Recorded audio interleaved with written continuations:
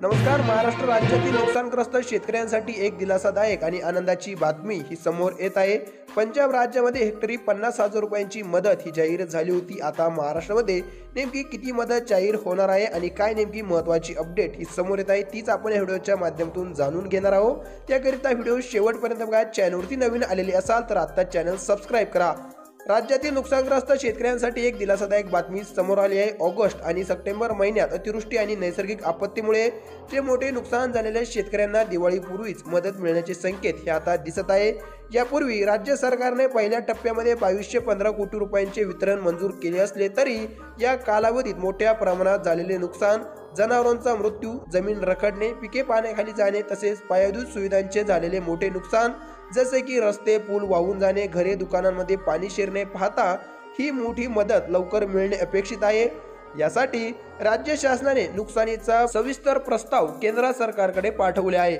याच महत्त्वाच्या घडामोडीच्या पार्श्वभूमीवर देशाचे गृहमंत्री श्री अमित शाह हे 5 ऑक्टोबर रोजी महाराष्ट्र दौऱ्यावरती आले होते। याच्या नंतर प्रशासकीय स्तरावर पुढील आठवड्यापर्यंत मदतीचे सर्व प्रस्ताव राज्य शासनाला पाठवले जातील आणि वितरणाची प्रक्रिया तातडीने सुरू होईल। विशेषतः म्हणजे स्थानिक स्वराज्य संस्थांच्या आगामी निवडणुकांमुळे आणि नोव्हेंबरमध्ये आचारसंहिता लागू होण्याची शक्यता असल्याने आचारसंहिता लागू होण्यापूर्वीच म्हणजेच दिवाळीच्या पार्श्वभूमीवर ही मदत शेतकऱ्यांच्या हाती पडेल असे नियोजन सरकारला आता पूर्ण करावे लागणार आहे। इतर राज्यामध्ये जाहीर झालेल्या मदतीच्या तुलनेत महाराष्ट्रामध्ये काय घोषणा होते याकडे सर्वांचे लक्ष लागून आहे।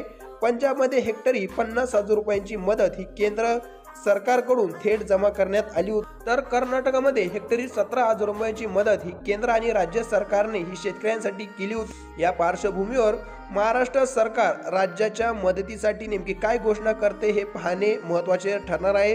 केंद्र सरकारकडून राज्याला सुमारे 3280 ते 3300 कोटी रुपये मिळण्याची शक्यता आहे। याशिवाय राज्य शासनाकडून SDRF च्या टीमतून तसेच अतिरिक्त निधीतून नुकसान भरपाईच्या दुप्पट किंवा दीडपट मदत जाहीर केली जाते का याकडेच आता सर्वांचे लक्ष आहे। मदतीची नेमकी घोषणा पुढील आठवड्यात केली जाऊ शकते, ज्यामुळे बळीराजाला मोठा आधार हा मिळणार आहे। धन्यवाद।